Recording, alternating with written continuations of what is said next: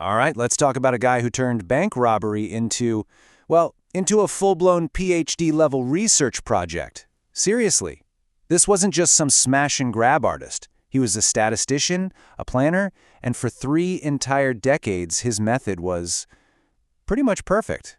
So picture this. It's February 7th, 2002. It's still dark out. An FBI tactical team is surrounding this totally normal-looking suburban house. I mean, they are all over it. And the guy they're after? He's not some big-shot mob boss. He's not a violent thug. He's a quiet PhD candidate who'd been running circles around them for 30 years. I know, right? How on earth does a doctoral student become one of America's most successful bank robbers? It's a wild story. And the answer, believe it or not, doesn't start with greed. It starts with a simple mistake he made when he was just a kid. A mistake that completely changed everything for him. Yeah, they called him the 30-year ghost. And this whole thing, this transformation from a kid into a criminal mastermind, it all came from a juvenile conviction. And here's the kicker. He thought it had sealed his fate forever. He was convinced that society had basically thrown him away. And here's the truly tragic part of the story. Back in 1963, a botched candy store robbery got him 18 months. When he got out, he was convinced that criminal record would follow him for life. But what he didn't know is that it would have been wiped clean when he turned 18. He could have had a fresh start, but he didn't know that. So he figured, if the world thinks I'm a criminal, I'm not just going to be a criminal, I'm going to be the best criminal. So he goes all in on robbery by the numbers.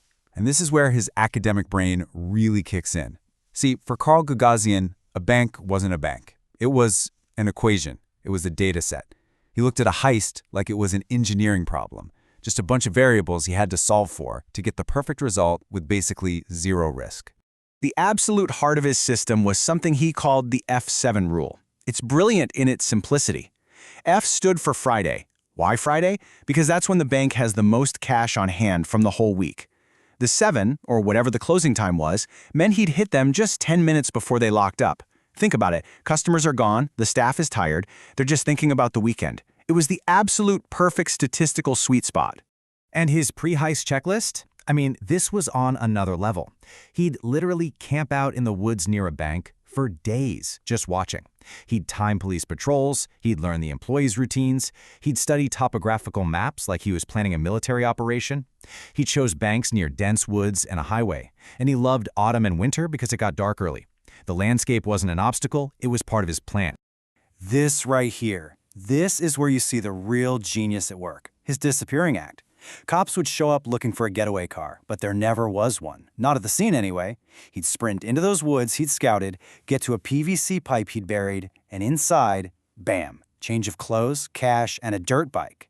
He'd ride the bike on forest trails to a van he'd parked way off somewhere else, get in, and just merge onto the highway. Gone. Okay, but it wasn't just about maps and timetables. His real innovation was weaponizing fear. He figured out how to use psychology as a sort of nervous system override.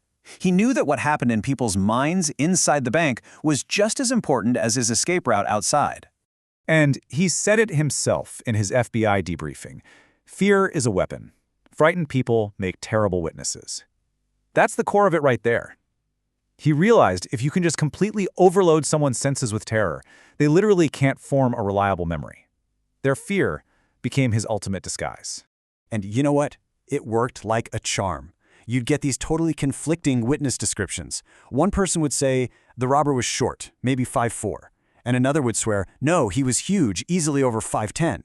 He did this on purpose, wearing baggy clothes, platform shoes, and even doing this weird low crab walk thing to throw off their perception of his height. It was impossible to get a clear description. And the masks? Yeah, he wore these customized Freddy Krueger-style masks. But it wasn't just about hiding his face. It was about pure psychological shock. Imagine you're a bank teller. Suddenly, this thing in a horror mask leaps over the counter in a way that witnesses called superhuman. Your brain just short circuits. And in that moment of paralysis, he's already in control. So for 3 decades, his system was just flawless. The planning, the execution, the discipline, it was perfect. But there's one variable you can never, ever plug into an equation, and that's pure, dumb, random chance.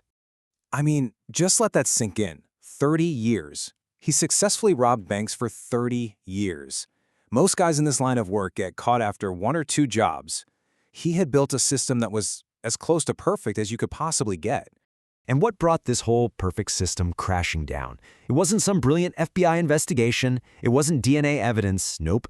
It was two 13-year-old boys who stumbled upon his entire operation. Literally.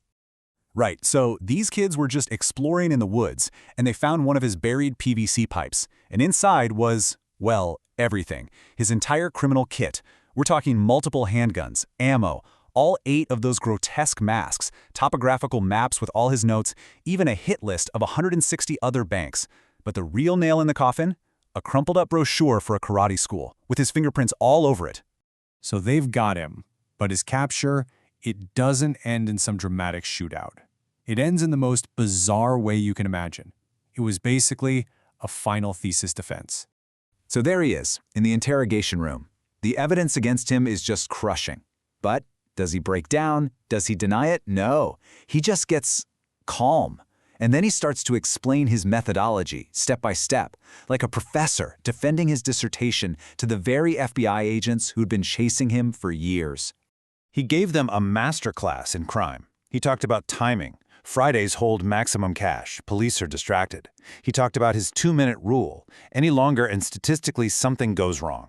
He explained the psychology. If your heart's pounding, you're not observing clearly. He even told them how he laundered the money. Get this, by filing his taxes and claiming it as fake gambling winnings. The agents were reportedly just stunned.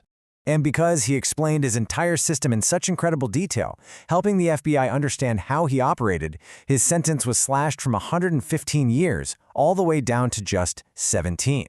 In the ultimate ironic twist, he even ended up starring in an FBI training video. The ghost they hunted for 30 years was now teaching their classes. So what do you take away from all this? He planned for every single variable he could think of. The timing, the escape, the psychology. But how do you plan for pure chance? How do you factor in 2 kids just playing in the woods? You can't. And that's the real lesson here. Carl Guggenheim discovered that no matter how much you plan, no matter how perfect your system is, control is ultimately an illusion.